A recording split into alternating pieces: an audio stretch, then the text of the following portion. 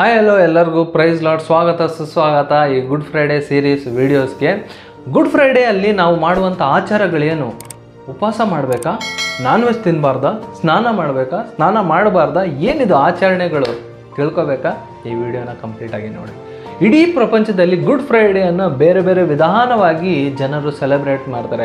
ಕೆಲವೊಬ್ಬರು good Friday ದಿನಗಳಲ್ಲಿ ಕೆಲವರು ನಾನ್ ವೆಜ್ನ ಬಿಡ್ತಾರೆ, ಕೆಲವರು ಉಪವಾಸ ಇರ್ತಾರೆ, ಕೆಲವರು ಭಾಳಷ್ಟು ಸ್ನಾನ ಮಾಡಿ ಪರಿಶುದ್ಧರಾಗಿ ಕಾಣಿಸ್ಕೊಳ್ತಾರೆ, ಕೆಲವರು ಪ್ರಾರ್ಥನೆಯಲ್ಲಿ ಭಾಗವಹಿಸ್ತಾರೆ, ಕೆಲವರು ಉಪವಾಸ ಪ್ರಾರ್ಥನೆಯಲ್ಲಿ ಭಾಗವಹಿಸ್ತಾರೆ, ಕೆಲವರು ದೇವರನ್ನ ಪರಿಶುದ್ಧಗೊಳಿಸೋದಕ್ಕೋಸ್ಕರ ಅವರು ಒಂದು ಒಳ್ಳೆ ಬಟ್ಟೆಗಳನ್ನು ಹಾಕ್ಕೊಂಡು ಒಂದೊಳ್ಳೆ ಎಂಬಾಸಿಡರ್ ಥರ ನೋಡ್ಕೊತಾರೆ. ಈ ರೀತಿಯಲ್ಲಿ ಬೇರೆ ಬೇರೆ ವಿಧಾನಗಳಲ್ಲಿ ಗುಡ್ ಫ್ರೈಡೇಗಳನ್ನು ಆಚಾರವಾಗಿ ಒಂದು ಮಾಡ್ತಾರೆ.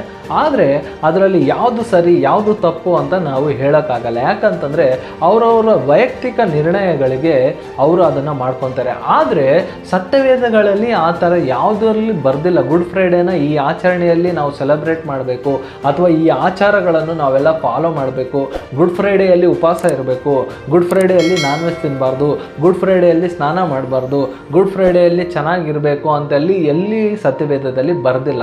ಆದರೆ ಕೆಲವೊಬ್ಬರು ತಮ್ಮ ವೈಯಕ್ತಿಕ ನಿರ್ಣಯಗಳು ಏನಂತಂದರೆ ಗುಡ್ ಫ್ರೈಡೇ ಅಂತಂದರೆ ನಾವು ಉಪವಾಸ ಮಾಡಬೇಕು, ಅಥವಾ ಗುಡ್ ಫ್ರೈಡೇ ಅಂತಂದರೆ ನಾವು ಅವತ್ತು ಒಂದು 30 ದಿನ 40 ದಿನ ನಾವು ಮಾಂಸಾಹಾರ ತಿನ್ನಬಾರ್ದು. ಯೇಸು ಸ್ವಾಮಿ ಹೇಗೆ ಉಪವಾಸವಿದ್ನೋ ಅದೇ ರೀತಿಯಲ್ಲಿ ನಾವು ಕೂಡ ಉಪವಾಸ ಇರಬೇಕು, ಸ್ನಾನಗಳನ್ನು ಮಾಡಬಾರ್ದು.